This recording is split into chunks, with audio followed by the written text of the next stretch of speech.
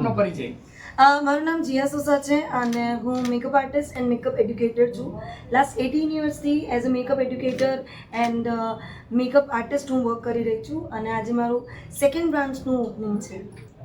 તમારી સંઘર્ષ યાત્રા વિશે બહેનોને માર્ગદર્શન આપો. સંઘર્ષ યાત્રા તો એવી રીતે કહી શકું છું કે મહેનત કરવી બહુ જ ઇમ્પોર્ટન્ટ છે.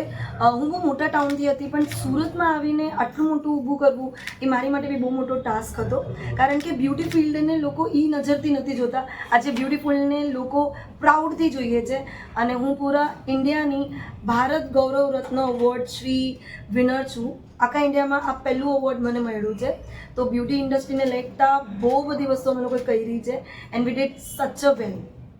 અત્યારે જે રીતે સમય ચાલી રહ્યો છે ત્યારે વર્તમાન સમયમાં તમે વિદેશમાં પણ ઘણી બધી યાત્રાઓ કરી છે, તો એ વિશે મારા દર્શક.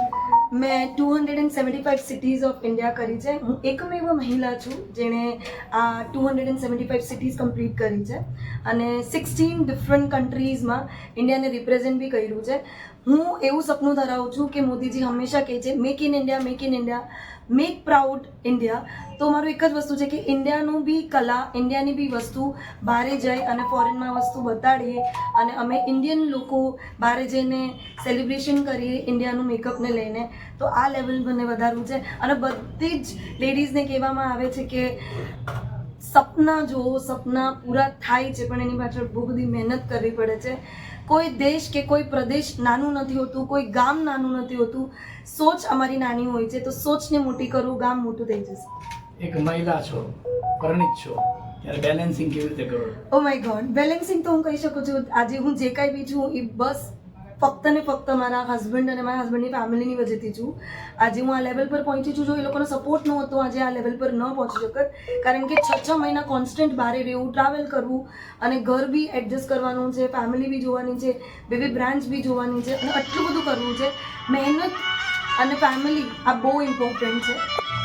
જે રીતે આપણે સુરતમાં બ્રાઇડલ સ્ટુડિયો સ્ટાર્ટ કરી રહ્યા છે ત્યારે સુરતમાં પણ અનેક આ પ્રકારના છે, એમાં વિશેષતા આપની શું છે? મારી વિશેષતા એ છે કે હું જીયા સોસા છું અને હું માનું છું કે જીયા સોસા એ જ એક વિશેષતા છે. તાજમહેલ ફક્ત એક જ છે પૂરા દુનિયામાં. તો હું પોતાના જાતને અને પોતાની મહેનતને મેં તાજમહેલ બનાવ્યું છે. તો આ તાજમહેલ ફક્ત એક જ છે. તો એ તાજમહેલને જોવા માટે દેશ પ્રદેશથી લોકો આવે છે.